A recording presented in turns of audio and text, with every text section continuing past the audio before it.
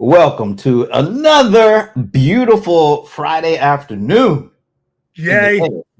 in the ATL. It is past the mic. It is a beautiful Friday for it. And you are? The Bo one, Nicole one, John Colder, Ice Lawson. That be me. I'm Brent Leary. Oh my God. We just have like Were you expecting wait. something different? Well, we just have to wait so long. It's just a little pause. It's like the one that they put in the script. You take it literally. I am a Like literal person. pause. Yes, that's right. Pause. Look to the camera. Say, I'm Brent Leary.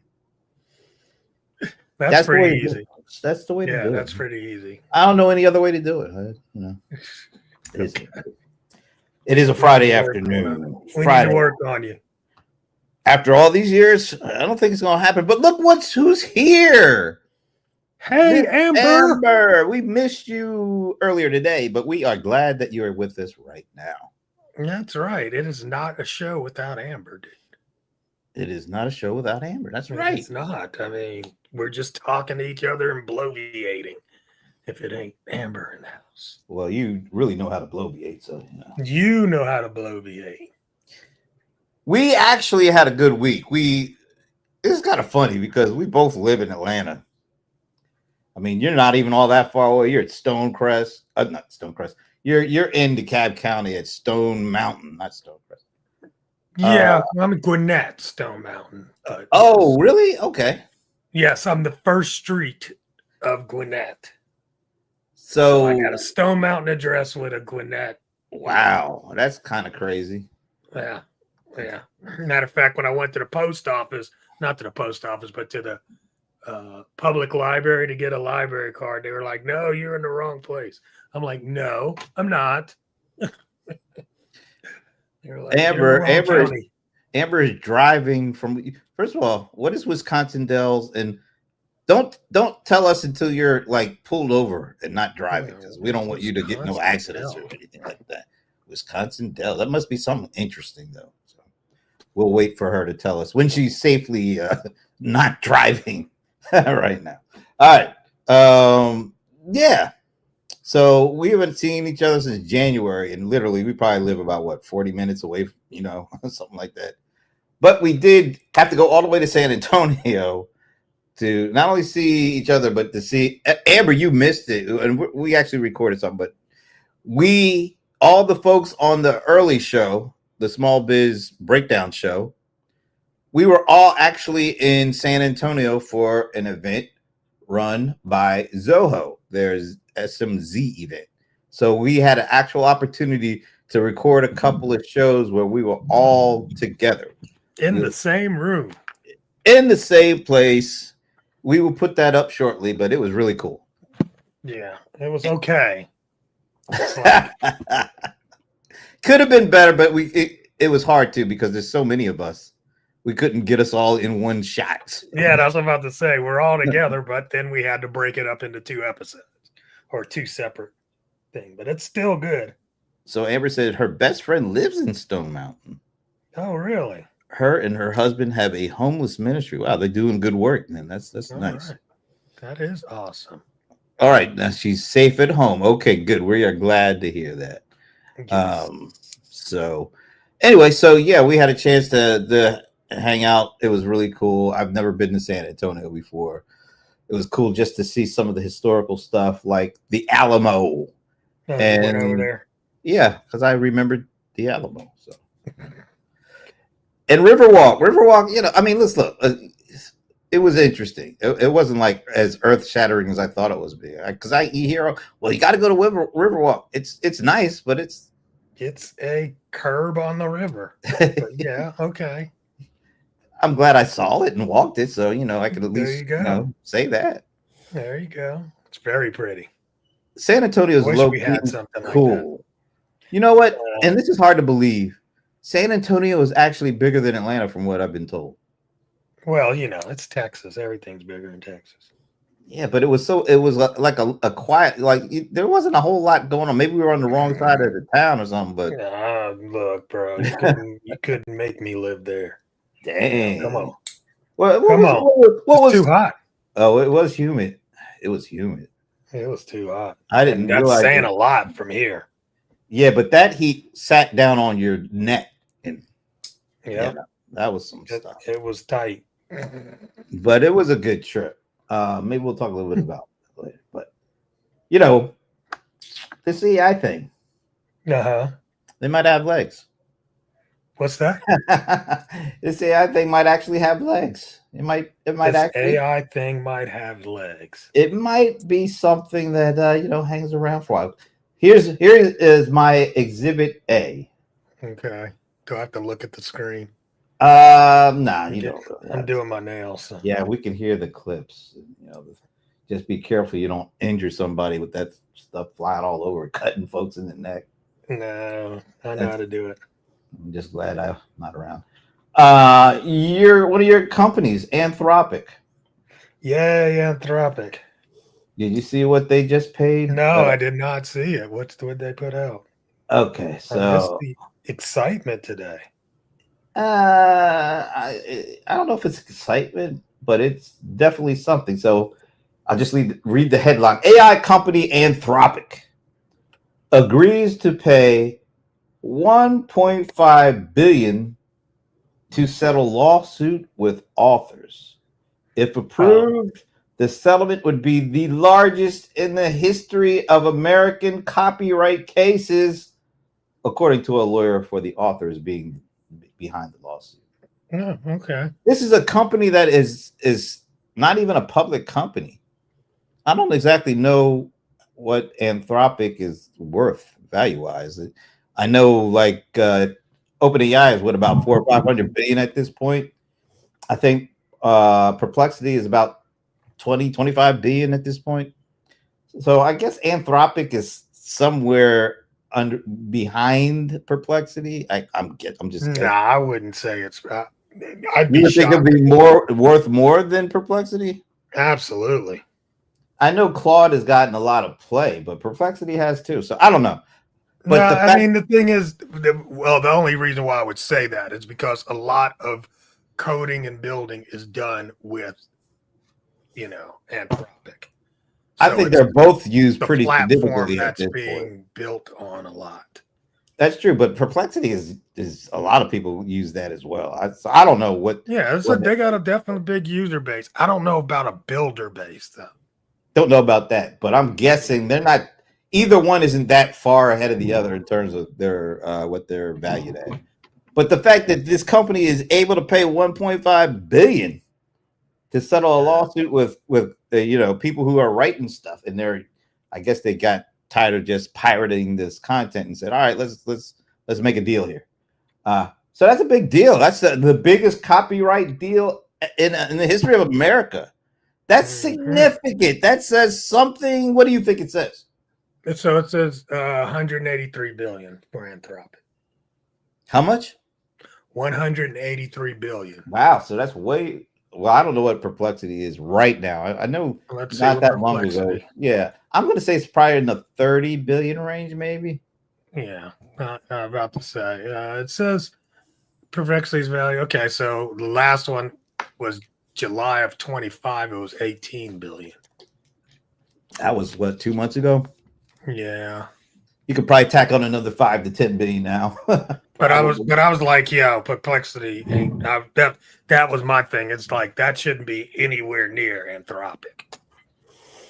It's still a lot of money. Oh yeah, billions or billions is billions, and it makes it even more interesting that they're not as big, or they're not valued as much as of course ChatGPT, or OpenAI, and Perplexity they're well above Perplexity, but still 180 billion, whatever it is, they can pay 1.5 billion like it just dropped out of their pocket. Well, you figure it's like so they can clear the air. But it's the largest American copyright case in history. That's because they stole the most. They good thieves over there. Hey man, they scraped the whole world. So that's one. that's one reason or instance that tell you this is going to be around for a while, because they're able to just throw a 1.5 billion off the copyrights of content. That means they really expect that content to do some serious work for them. Let's put it like that. Next up, something near and dear to me. So yesterday, after the close, Broadcom, one of the AI hardware kind of plays, blew out their earnings, blew them out. And it wasn't even the earnings that actually moved the needle after hours. It was what their CEO and founder said, Hock Tan. He said basically they had to raise their revenue and earnings estimates because even though they grew 50% year over year this past year, they're actually expecting growth to accelerate. So not just 50, it'll be in the 60 percentile year over year range for a company that's already valued at over 1.2 trillion or something like that. That's a lot of money. And that's a lot of momentum for a company that size. I guess that means, this AI stuff is definitely going to be around for a while. And then I don't know if that's what that means, but of course. No, that's definitely what good. Okay, well, yeah, but they announced, although they didn't say who it was, that they have a new customer that's coming on board to the tune of $10 billion for just one customer. I mean, it all sounds very bubblish to me.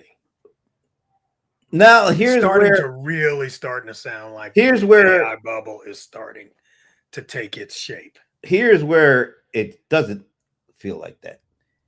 The software plays.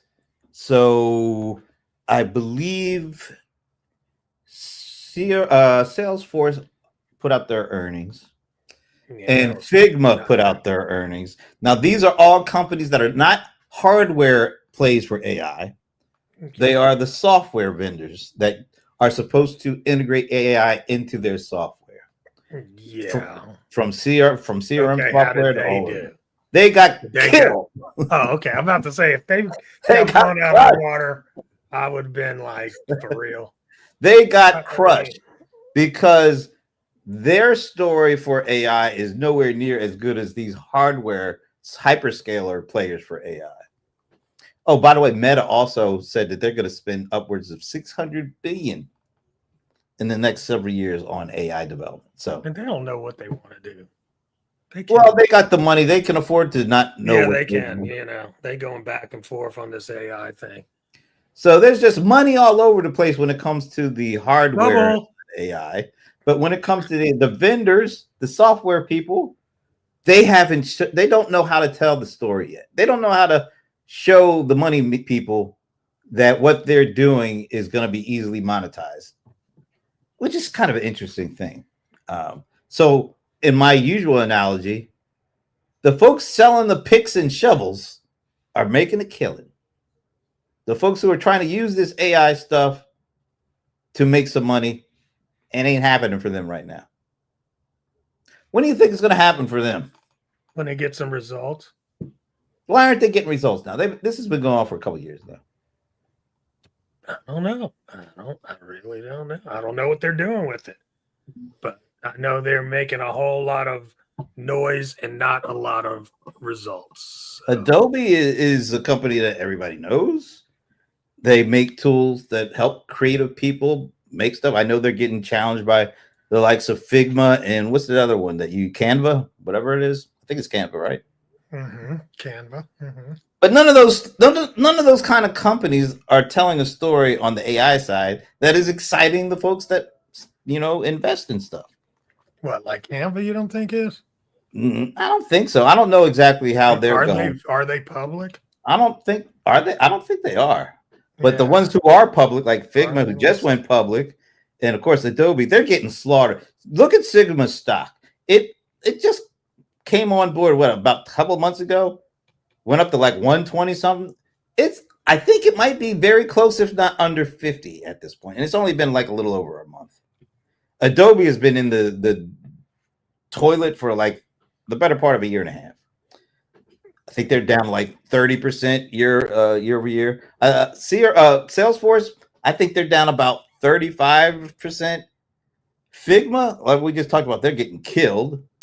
So all these companies, HubSpot, once again, HubSpot, very well known in the marketing space for all that internet marketing stuff.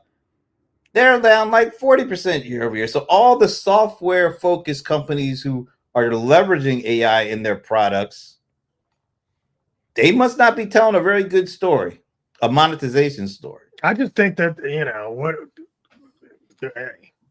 I mean, the AI is doing their jobs. I don't know. What do you need these things for anymore? That's what's happening. I think it's more a tale of they don't have a really good story. Like Adobe. I went into what's the Acrobat the other day, and I'm looking at, somebody sent me a PDF, so I'm looking at it in Acrobat. And it asked me, do you want a summary of the document? And I said, yeah, sure, why not? And then, so it gave me a little summary. And, when you're using these AIs now, you want to do follow-ups. You want to say, okay, that's great. You want to have a conversation with it. Yeah. Yeah. So that's what I wanted to do. So I was like, oh, this is a great summary, but I want to dig into this thing right here. So I said, let me use their AI within the Acrobat software. Well, if you want to use the AI portion of Acrobat, you have to sign up for a monthly service. Yeah, I mean, that's so stupid. I can use freaking Google for free. Why would I do that? So that's what I'm saying. I mean, it's like these AIs are doing the work that these guys used to do. I showed the other day about me uploading a image and it taking a black and white cracked image and turn it into color with 2 words, fix this, and it fixed it. But the thing about it is, when it comes to a company like Adobe, I don't think they have a real strong pricing model that they can actually really go and make some money on, because like you said, there's other things out there that can do it, and they don't know how much power consumption they're going to be using when people actually try to use their stuff. So they don't know how to price it. I don't think they have a very comfortable feeling about how they can price this to actually make money off of it. And I think that some of these other software focused kind of companies are in the same boat. They're struggling to figure out a pricing model that'll work for them and their customers.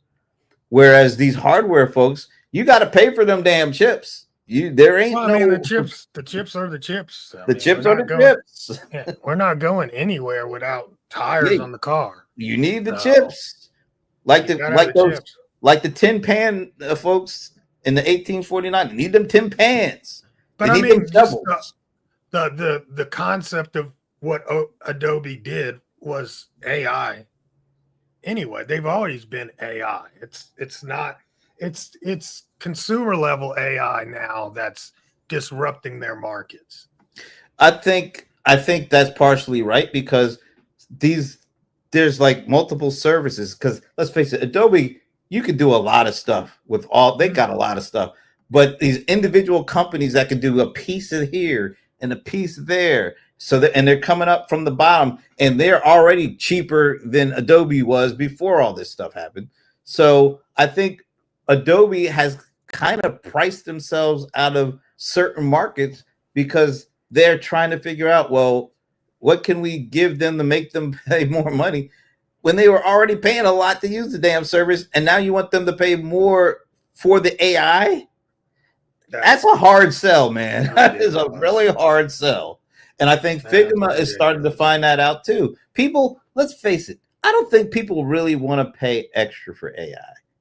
I mean, they hear all the stuff, they hear all the talk, but AI is just a function. But it's not being presented in that way.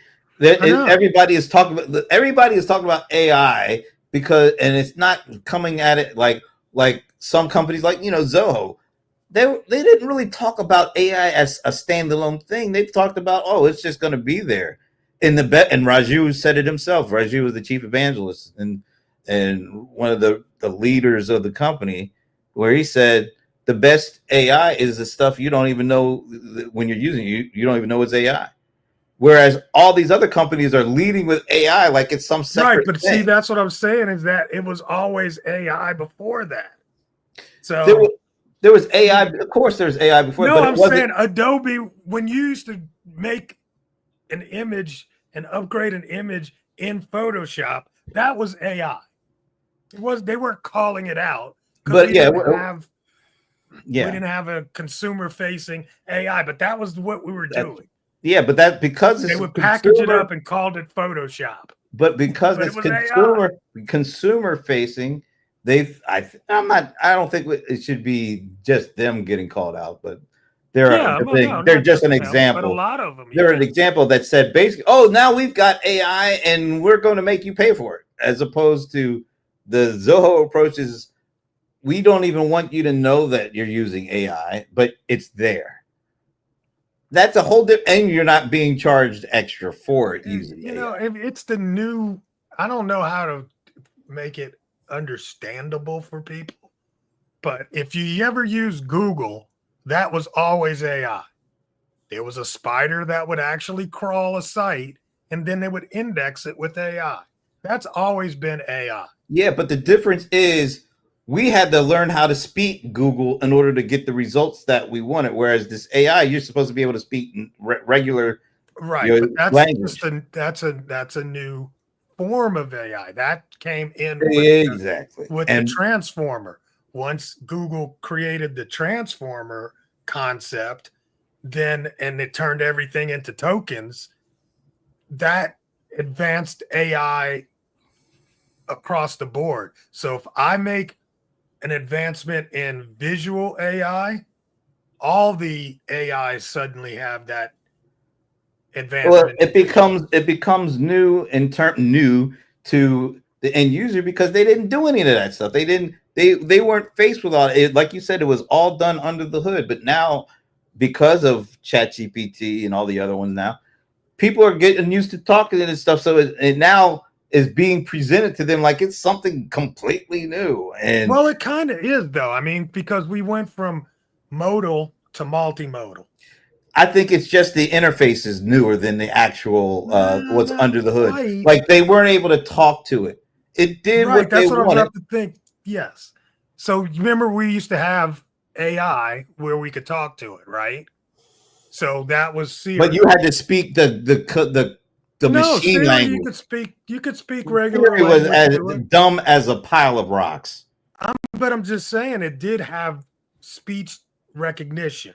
It had speech recognition, and you had to kind of speak in a certain way in order to get. You had to give it commands. But I'm saying it. But that was a step up from using a browser.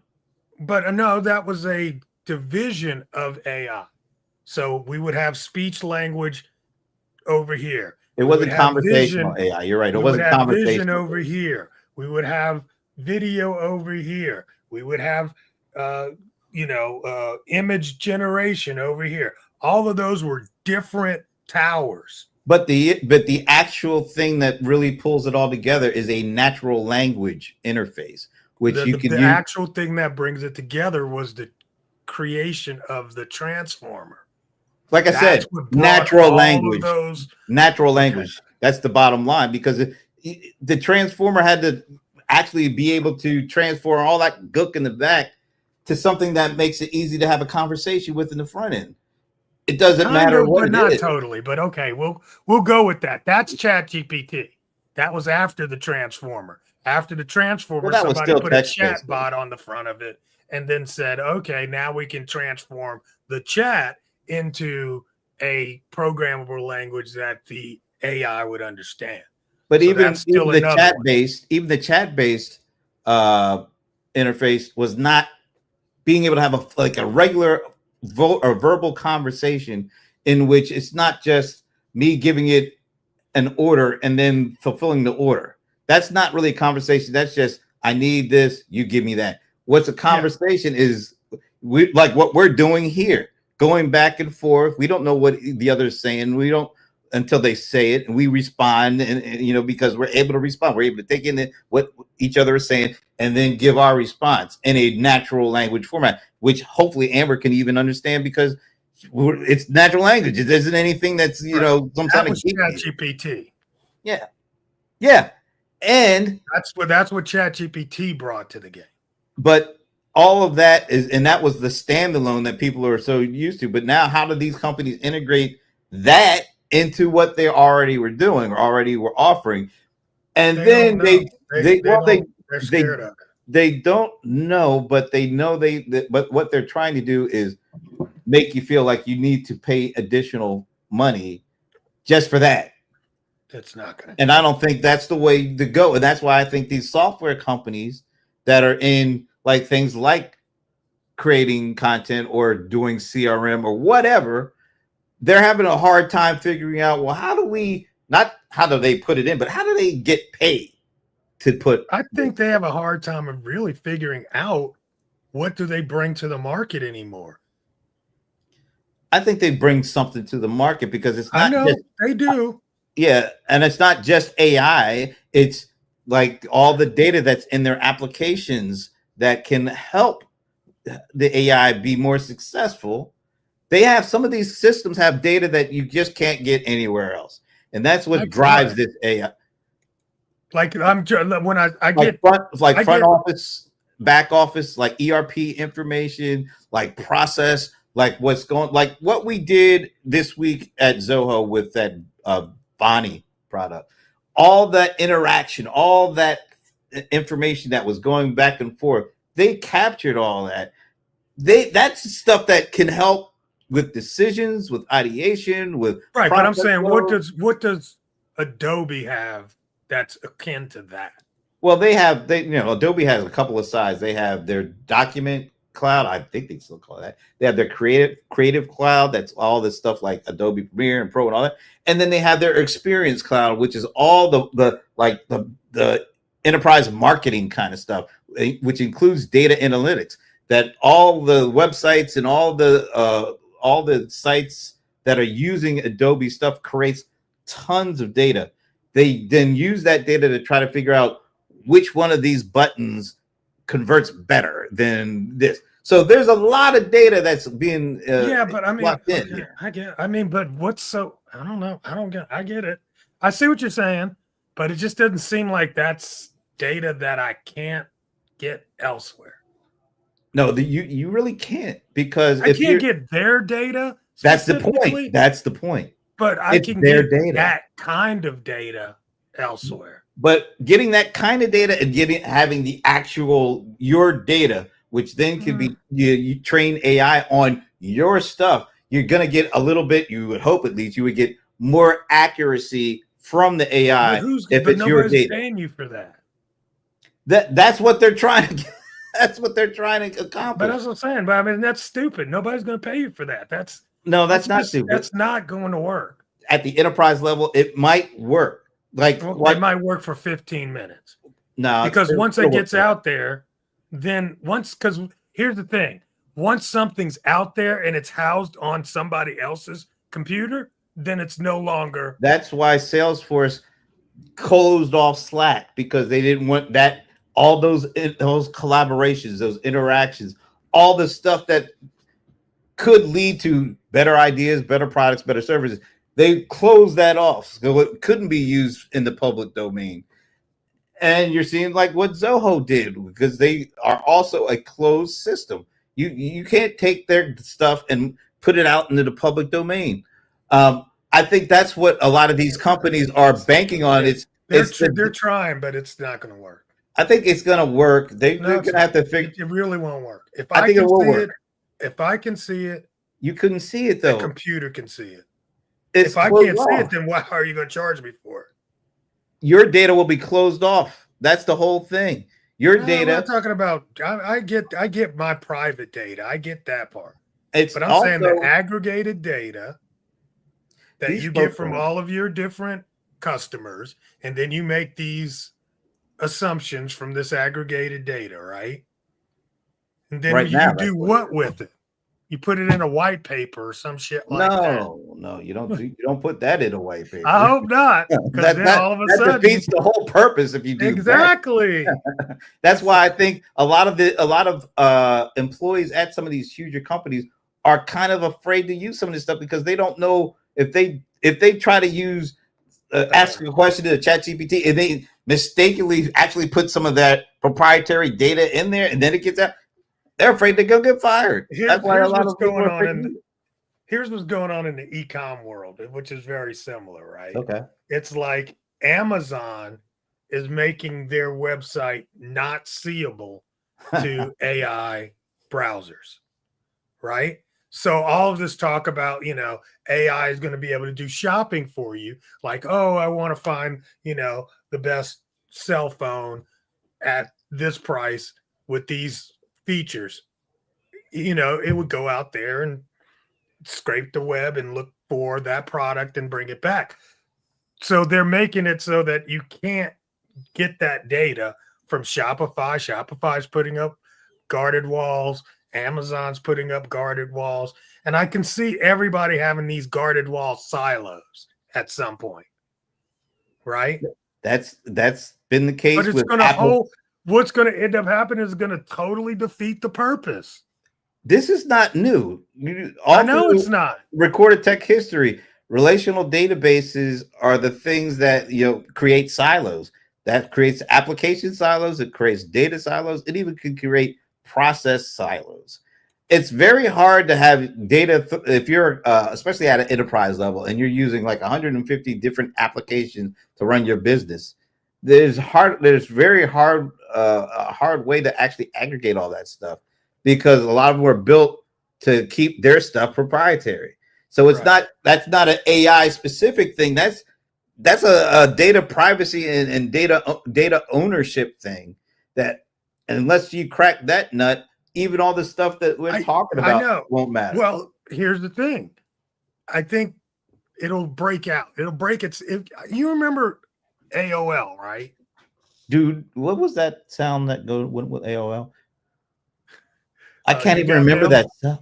Yeah, well, there's the "You've Got Mail," and then I guess it was the modem sound. Remember? Yeah. When it was connecting, right?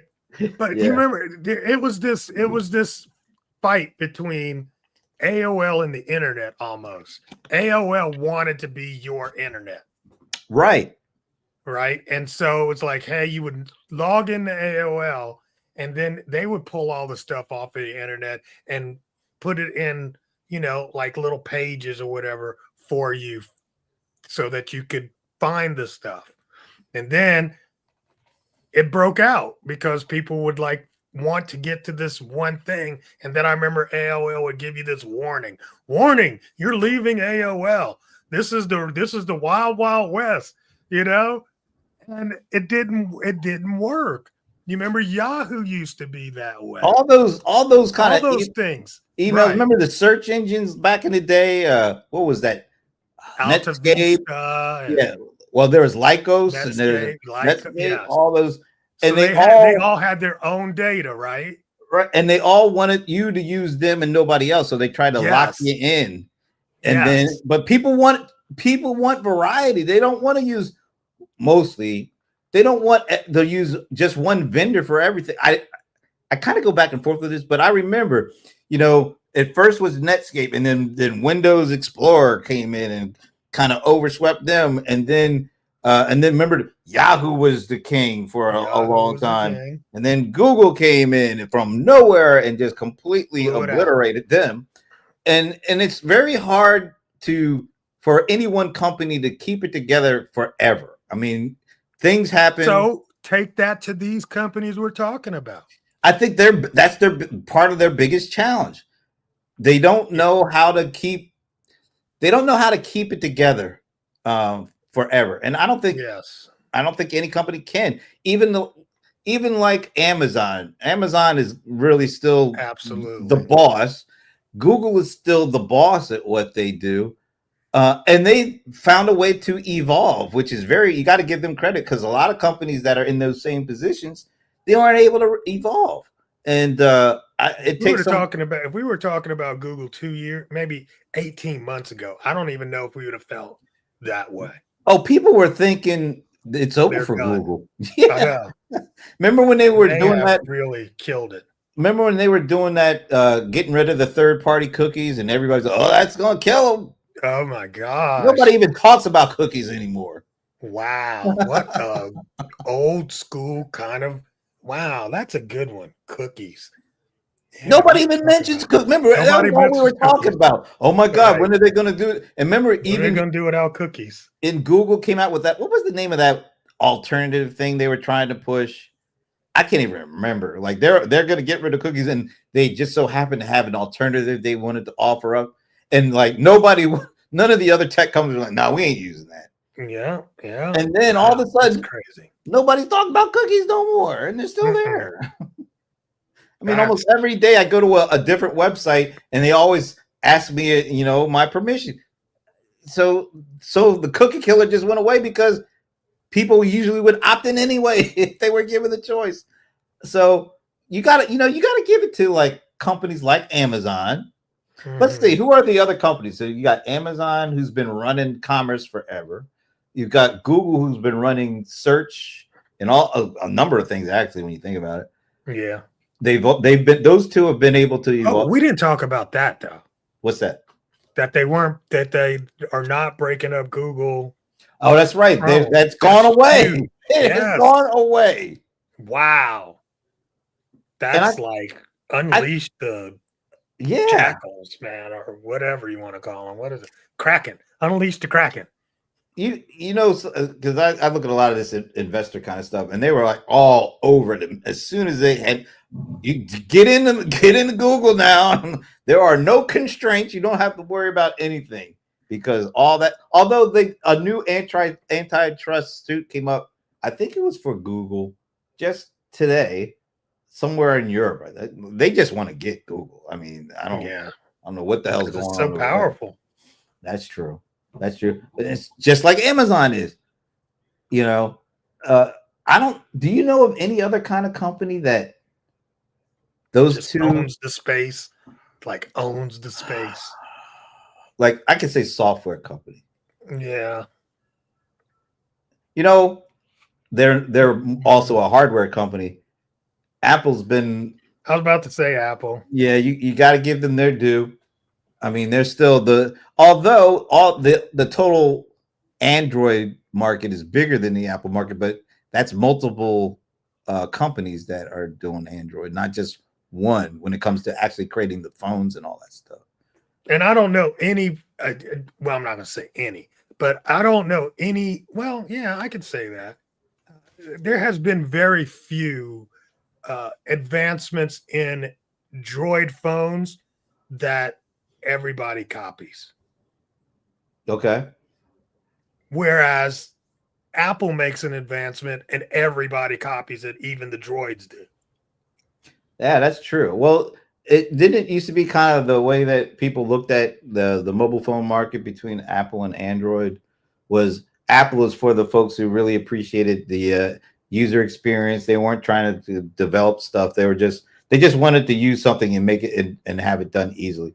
Whereas Android, they're the folks that like to tinker and like to see what they can do on top of the operating system. So it almost felt like there were these two categories of users, and one went with Apple and the other went with Android, and that was kind of the way things kind of built up. But it wasn't one other vendor that like a Samsung or anything like that. Right. No single. Yeah. Yeah. That took on Apple and would.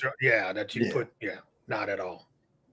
Not at all. So Apple gets its own little category. So do you think, given kind of the newness, we haven't even gotten to the 3-year anniversary of when ChatGPT hit the market? That was what, November of 2022 or something like that. Yeah.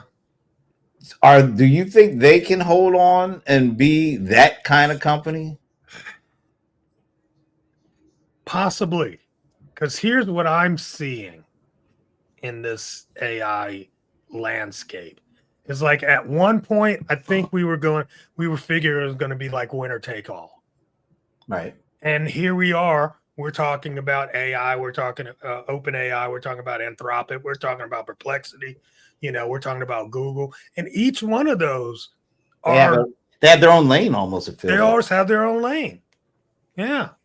So, yeah, I mean, when it comes to an all-in-one suite, I really give it to OpenAI. It's like, look, if you're just gonna want a everyday, pretty much all across the board kind of a AI suite to use, OpenAI would definitely be the choice. Will somebody else come into that market and be able to dominate that from them? I don't see it happening anytime soon.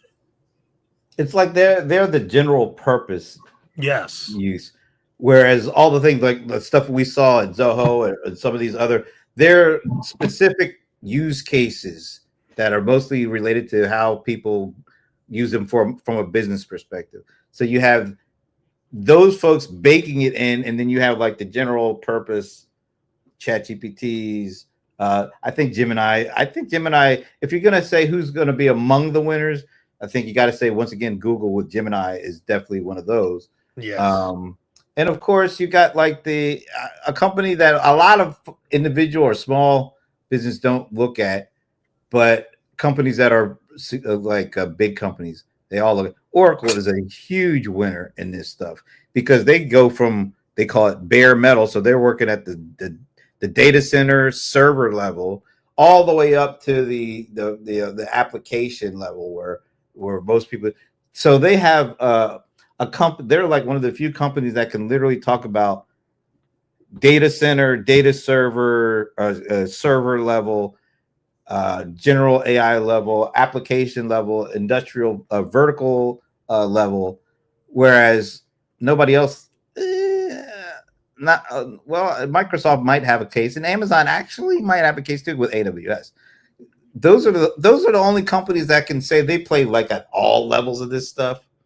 Whereas a company like OpenAI, they still need Azure. They're kind of built on Azure. Yeah, they need something to run on. Yeah, whereas those companies, Google, I think you can put Google in that. Oh, absolutely. Yeah. They own the farm. Yeah, so you got Google, you got AWS you got Microsoft for Azure, you got AWS for Amazon, you got Google with Google Cloud, whatever they call it, and Oracle, which is most people in the enterprise know about them, but they're right there with all those others. They don't have as big a piece of the pie, but they have a pretty significant piece. And the other thing you're going to have to say about them is they're really good friends with the current president. Oh, how did he jump into the conversation? We all know that he plays favorites. Remember when his first term, and there's that huge government contract, that like $10 billion contract for cloud services, and it was almost like they were almost ready to sign Amazon on the dotted line, and he did not like Bezos. He does not like the Washington Post, and he basically was single-handedly pulled the plug on that. So that's funny. Now that's why Bezos is kissing his ass so much. That's, of course, he knows what happens. He got cheated out of $10 billion. I mean, how do you forget that? Oh, we got to shout out our boy Ramon is here. What's up? We like each other. Yeah, maybe a little. Yeah. We're cool. Make Oracle great again. We're cool. MAGA. But yeah, you're right, dude. And look what he's doing with NVIDIA. He gets 15% chip cut in all the sales. He bought a 10%. Is that all the sales or just China sales? I don't know. Either way, yeah, I don't know. Sales. Maybe it's China. Anyway, yeah. Then they got a 10% cut in Intel, so they're going to get some chip deals from the government. I mean, you have to factor that in at least for the next 3 years. So I'm just going to let that one ride itself out and see where we end up. And just think, we still got 3 years, so he's going to be meddling in all this stuff. He's going to be one of the most significant pieces to this puzzle when it comes to AI innovation in the U.S.? You know what? Honestly, to some degree, yes, because of the chips and all that. But I do feel like he has, and this is kind of rare. He's kind of stayed out of the fray, and I think a lot of leaders are doing that. They're like, we better you got to let AI alone, or you're going to screw the pooch for everybody. Well, remember who he listens to. Originally, it was, Mr. Doge. I don't know where their relationship is now. It's kind of hard to keep track of that. But Peter Thiel, that's the guy who's pulling all the strings when it comes to all the tech stuff, because he was a huge investor. I think he might have, I don't know, he might have spent more on Trump than Elon did. They both spent a lot of money. But Peter Thiel is one of those guys who is able to stay in the background. He doesn't seem to want the spotlight like Elon does. He just wants the impact. I think he wants the power and the impact. So you got to watch what he does and what he's pushing. You got to watch some of these other folks. And Trump is smart enough to kind of listen to the people who tend to get him what he wants more. Got to give him that too. But I want to go back to something that Ramon said here. It's for America, guys. Truly, it's not to his pockets. Come on. What do you think of that statement? Who, me? Yeah, what do you think of that? I'm going to get out the way. I'll get out the way. Yeah, get out the way. Everything he touches is corrupt. Everything. So everything. It's just like living in Las Vegas, back in the day when the mobs used to run it. And they built it. They built it, exactly. Right? So don't ever believe, Ramon, that this is some, heartfelt, genuine, it's for America thing. Everything is for him. Nothing he does is for anybody outside of him, ever. I would say that's a significant component of whatever he does. Yeah, significant component. There you go. And just to your point about him and, where his where him and Musk stand. Yep. I've never seen him fix a bad relationship. Ooh. Ever. So I think that one's going to be sour for a long, long time. Now, when they need each other, they'll do what they need to do. But Trump, he don't play that game. When you only get to cross him once. Just look at all the people he's taken down from his last administration. Look, he was the one that appointed or at least put forth Jay Powell to be the Fed in his first term as president. It wasn't nobody else. It was him. Yeah. And that he's gone from that to trying his best to find a way to get rid of him. If you are not a sycophant, I will take you down. That's the thing. That's my biggest issue. You've always got to basically bend the knee for whatever he wants. And if you aren't loyal, meaning if you just step out once and go a different direction, you get your knees cut off. That's just I don't. So extrapolate that. So extrapolate that attitude and try to tell me that he's doing anything for America. It's like, bro, stop. He never does anything. I think he does stuff for America where it also aligns with what he wants. I mean, I truly believe that. He'll do stuff for America as long as it fits in with what he wants. Like the whole, how long was Bitcoin around before all of a sudden he went head first to do it because his sons created their own Trump coin or whatever they call that thing. And now they make Bitcoin. Yeah, he didn't. Because he didn't understand it. He likes gold bars. Yeah, because he gets paid $5 billion in a week. Billions. So as long as it aligns with what he wants, now he's for it. Sorry, Ramon. I just think that there's nothing he does that doesn't also have a component where it's about him and about what he wants. It might be good for America. It might not, but we all know it's going to be good for him, or it ain't getting done. That's just the way I look at it. And Amber, yeah, there's a lot of confusion. Yeah, how did E cross T? Because he didn't agree with. Well, here, all right. Because remember, Trump. I mean, Elon has his own AI. He has Tesla, and there was a policy that apparently, Elon wanted to protect it because it was good for what he was doing with the electrical cars. They cut it out, and once once they cut that policy out, Elon kind of got a little. Elon was pissed. Oh, so it was in the big beautiful bill. It was. Yeah, it was right. He remember how strong he came out against the big beautiful bill. Yes, that was when they fell apart. And then what sealed the deal was when he tweeted, "Donald Trump is in the Epstein files. Have a nice day." Yeah. And that's why we are here still talking about the Epstein files. Elon started that. I forgot he's the one that kind of started. Yeah, exactly. So I'll tell you, I don't see that one ever coming back together. Donald will never forget that. And he was like, "Have a nice day, DJT." Yeah, and we know for a guy who's getting ready to be 80, he does have a very long memory. He's getting people back from like stuff they did in the 80s to him. That's right. He's still gonna get Rosie O'Donnell for something soon. Trust me. Don't let her ever step off a plane in this country. Poor Lisa Cook.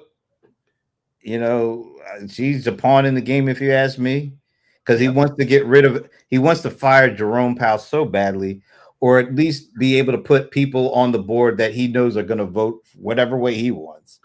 So it's always comes back. It always comes back to that kind of stuff, which even you just got to be fair about it. I mean, you know what? I think he honestly feels like he knows. He really does. He says it all the time. I know better than everybody.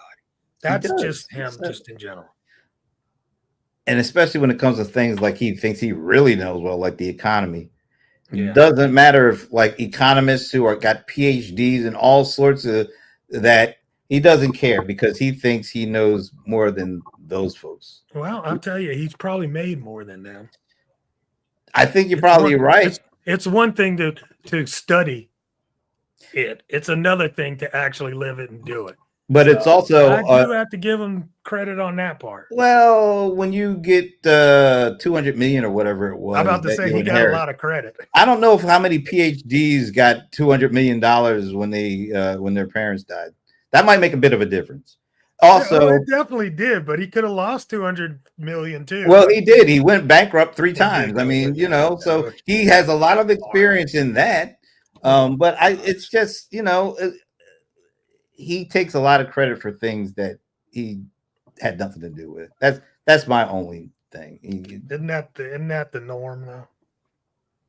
You can say a lot of things about Biden and people like that.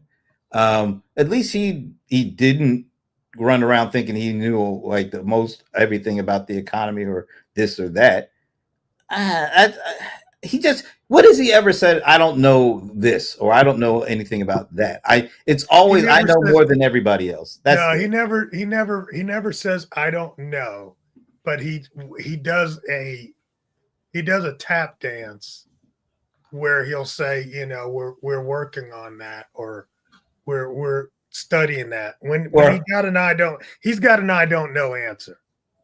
Yeah, or I'll tell you in 2 weeks. In 2 weeks. That's his I don't know answer. Because he can't say I don't know. He can't admit to not knowing something. Right. Which is a terrible thing when you're running the leading country in the world. You bring on experts. That's the thing you should say is, look, I don't know, but we got the expert in this on our side, on our administration.